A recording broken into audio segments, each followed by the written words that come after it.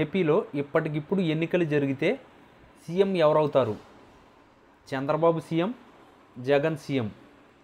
ఖచ్చితంగా కామెంట్ చేయండి. ఏపీ రాజకీయాల్లో పిఠాపురం నియోజకవర్గం ఎప్పుడూ హాట్ టాపిక్గానే ఉంటుంది. ముఖ్యంగా మాజీ ఎమ్మెల్యే ఎస్విఎస్ఎన్ వర్మను ఉద్దేశించి మంత్రి నారాయణ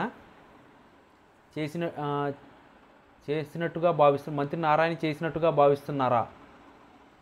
జీరో వ్యాఖ్యలు టీడీపీలో ప్రకంపనలు సృష్టిస్తున్నాయి. పవన్ కళ్యాణ్ గెలుపు కోసం తన సీటును త్యాగం చేసిన వర్మకు జన సైనికులు, కొందరు కూటమి నాయకుల నుంచి ఇప్పటికే అవమానాలు ఎదురవుతున్నాయి. తాజాగా మంత్రి నారాయణ వ్యాఖ్యలతో పిఠాపురం టీడీపీలో అసంతృప్తి తీవ్రస్థాయికి చేరింది. పిఠాపురంలో టీడీపీలో వర్మ బలమైన నేతగా గుర్తింపు పొందారు. గతంలో స్వతంత్ర అభ్యర్థిగా గెలిచిన రికార్డు ఆయనకుంది. 2024 ఎన్నికల్లో కూటమి ఒప్పందంలో భాగంగా ఈ సీటు జనసేన అధినేత పవన్ కళ్యాణ్కు కేటాయించారు.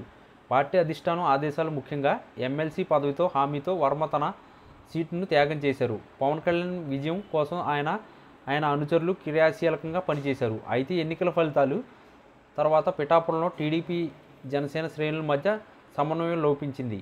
ముఖ్యంగా వర్మకు, ఆయన అనుచరులకు జన సైనికుల నుంచి సరైన గౌరవం దక్కలేదనే ఆరోపణలు వచ్చాయి. జనసేన నేత పవన్ సోదరుడు నాగబాబు వంటి నాయకులు సైతం పరోక్షంగా వర్మను ఉద్దేశించి సెటైర్లు వేయడం ఈ వివాదానికి ఆజ్యం పోసింది. అధిష్టానం ఆదేశాలు కట్టుబడి వర్మ మౌనం వహించినప్పటికీ ఆయన వర్గీయుల్లో అసహనం పెరిగింది. ఈ నేపథ్యంలో మంత్రి నారాయణ కొందరితో మాట్లాడినట్టుగా చెబుతున్న ఒక ఆడియో సోషల్ మీడియాలో వైరల్ అయింది. ఆ ఆడియోలో పిఠాపురంలో కూటమిలో జరుగుతున్న అంతర్గత విభేదాల గురించి ప్రస్తావిస్తూ, వర్మ చాలా దూకుడు ఉన్న వ్యక్తి. పవన్ కళ్యాణ్ గెలిచిన తర్వాత మన పార్టీ నేత వర్మతో వాళ్లకు, జన సైనికులకు ఘర్షణ జరుగుతుంది. గత 3-4 నెలల నుంచి వర్మను జీరో చేశాం అన్నట్టుగా వ్యాఖ్యానించారు. ఈ వ్యాఖ్యలు వర్మకు తీవ్ర ఆగ్రహం తెప్పించాయి. తాను చంద్రబాబు, లోకేష్ ఆదేశాల మేరకే మౌనంగా ఉన్నానని, పార్టీ బలోపేతం కోసమే ఎటువంటి విమర్శలకు సమాధానం చెప్పడం లేదని వర్మ స్పష్టం చేశారు.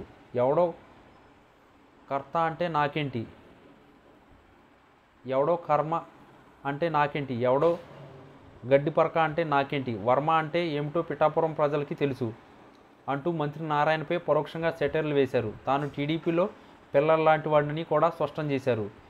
వివాదం పెద్దదే. కూటమిలో ప్రకంపనలు సృష్టించడంతో మంత్రి నారాయణ వివరణ ఇచ్చే ప్రయత్నం చేశారు. తన మాటలను వక్రీకరించారని, తాను పిఠాపురంలో టీడీపీ, జనసేన మధ్య ఉన్న విభేదాలను జీరో చేశామని మాత్రమే చెప్పానని వివరణ ఇచ్చుకున్నారు. Social media cut and paste చేసి ప్రచారం చేశారని మండిపడ్డారు. ఈ అంశంపై విశాఖ పర్యటనలో ఉన్న మంత్రి నారాయణను వర్మ కలిసి చర్చించారు. ఈ భేటీ తర్వాత వర్మ మాట్లాడుతూ, మంత్రి నారాయణపై వస్తున్న వార్తలు అసత్య ప్రచారాన్ని కొట్టుపారేశారు. పేటీఎం బ్యాచ్ చేసే అసత్య ప్రచారాలను నేను పట్టించుకోనని పేర్కొన్నారు. టీడీపీ, జనసేన సమన్వయంతోనే పనిచేస్తున్నాయని, మంత్రి నారాయణ కాకినాడ జిల్లాలో వారధిగా పనిచేస్తున్నారని వర్మ ప్రకటించడం గమనార్హం. మొత్తంగా మంత్రి నారాయణ వ్యాఖ్యలు కూటమిలో వర్గపోరును, ముఖ్యంగా టీడీపీ పరిస్థితిని మరోసారి బట్టబయలు చేశాయి. వర్మ త్యాగానికి కొందరు నాయకులు తేలిగ్గా తీసుకుంటున్నారనే భావన టీడీపీ శ్రేణుల్లో బలపడింది. హైకమాండ్ జోక్యంతో ఈ వివాదం తాత్కాలికంగా సద్దుమణిగినప్పటికీ వర్మ విషయంలో అధిష్టానం హామీ ఇచ్చిన ఎమ్మెల్సీ పదవి ఆయనకు దక్కాల్సిన గౌరవం లభించకపోవడంతో పిఠాపురం టీడీపీలో అసంతృప్తి రాజుకునే ప్రమాదం లేకపోలేదు. ఈ పరిణామాలు కూటమి సమన్వయానికి సవాలుగా నిలబడుతున్నాయి. ఈ పరిణామాలను దృష్టిలో ఉంచుకుని వర్మ వైసీపీలో చేరే అవకాశం కనిపిస్తుంది.